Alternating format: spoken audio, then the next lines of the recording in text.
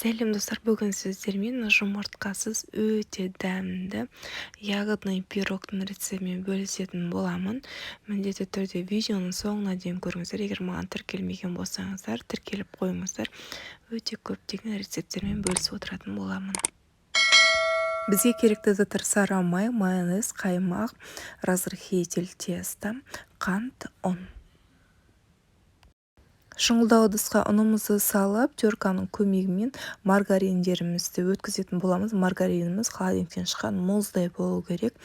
Маргаринімізді теркадан өткізіп отырып, онымен араластырып крошка жасап аламыз. Крошкамның үстіне разрыхлительмен 1 грамм ванилин салатын боламын. Ванилин үйде жоқ болса салмай қойсаңыздар болады. Содан кейін барып үстіне қантымды салып, тағы да бір жақсылап араластырып аламын. Араластырып болғаннан кейін қанты мен майонезімді салып, жұмсақ қамыр илейтін боламыз. Иленген қамырымыз өте жұмсақ болады, тура песочный қамыр сияқты. Қолымызға жабыспайтын қамыр болып иленетін болады. Қамырымды 1/4 бөлікке бөліп, таразыға мен сіздерге көрсетіп жатырмын. 3/16, 3/18 граммда бөліп алдым қамырларымды. Бұны жайған кезде қамырымыздың ені бірдей болу үшін, қалыңдығы бірдей болу үшін осылай өлшеп алған дұрыс. Енді қамырларымызды пакеттерге, бір пакетке салып, холодильникке кем дегенде 30 минут тұру керек. Қамырымызды оның көмегімен жаятын боламыз. Қамырымызды осындай 4 бұрышты формамен кесетін боламын. Егер де сіздерде бұны 4 бұрышты форма жоқ болса, онда домалақ формамен кессеңіздер болады. Қамырымның кескен квадраты 25-35 қылып өлшеп кесетін боламын. Біз артылған қамырымызды, мысалға бір жайылған қамырдан артылған қамырымызды осылай біріктіріп пакетке салып қоямыз да, қайтадан жаямыз. Қайтадан жайған кезде тағы да бізде бір осындай қамыр шығатын болады. Бірінші қамырымды осылай пештің ыдысына салып алдым. Қамырымның үстіне осылай қатырылған малина, клубника, ежі малина, барлық түрін жемістің салсаңыздар болады. Менікі малина.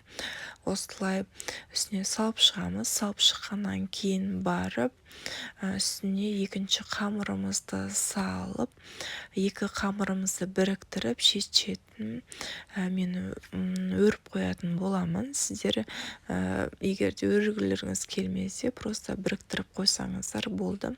Қамырымыз піскен кезде екеуі екі бөлік бөлініп кетпейтіндей.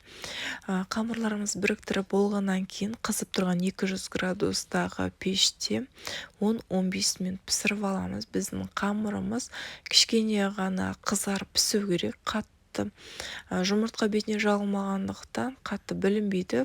Тексеріп отырыңыздар. Біздің қамырымыз қатты қызарып пісіп кетпеу керек. Егер де қатты қызарып пісіп кететін болса, онда қамырларыңыз қатты болып қалатын болады. Сондықтан пештеріңізді қарап отырыңыздар.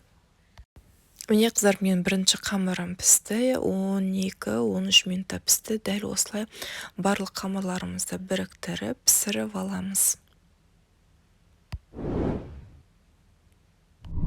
Қамырымызды пісіріп жатқанда кремімізді жасап қоямыз. Бізге керекті заттар: сливки, қаймақ, сахарная пудра и әсемдік үшін мен қатырылған клубника қолданатын боламын. Ягодының барлық түрін, яғни жемістің барлық түрін қолдансаңыздар болады. Әрлеу үшін бізде сахарная пудра көбірек саламыз кремімізге, себебі біздің қамырымыздың қанты жоқ, мүлдем жоқ десем де болады. Себебі біз өте аз мөлшерде қант салдық.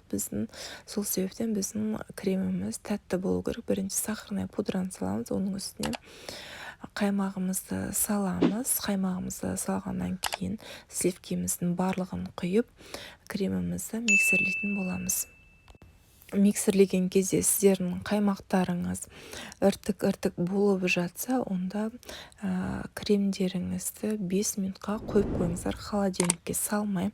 Біздің қаймағымыз кішкене еру керек, и сахарная пудрамыз кішкене сливкімен бірге еру керек. Сол кезде кремдеріңіз іртік болмайды. 5 минуттан кейін аласыздар да қайтадан миксерлейсіздер. Сол кезде мүлдем домалақ болып комок болып қалмайтын болады кремдеріңіз.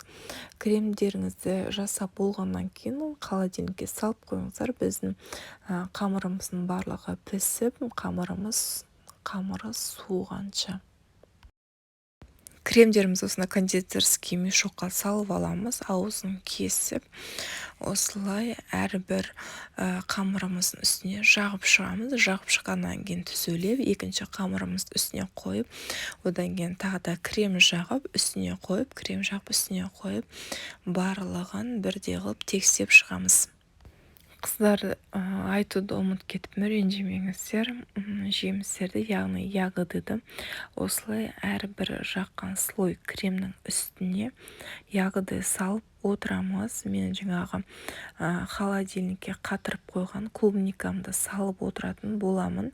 Сіздер барлық түрін қолдансаңыздар болады. Банан салсаңыздар да, киви салсаңыздар да, қатырылмаған заттарды салуға болады. Жүзім салсаңыздар да арасына салуға болады.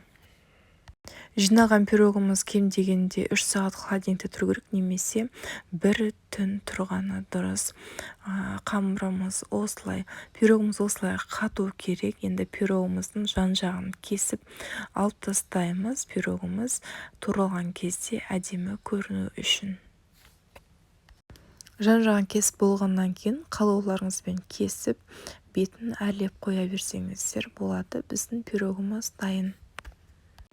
Пирогымыздың түрі өте әдемі болады, дастарханды ашатын.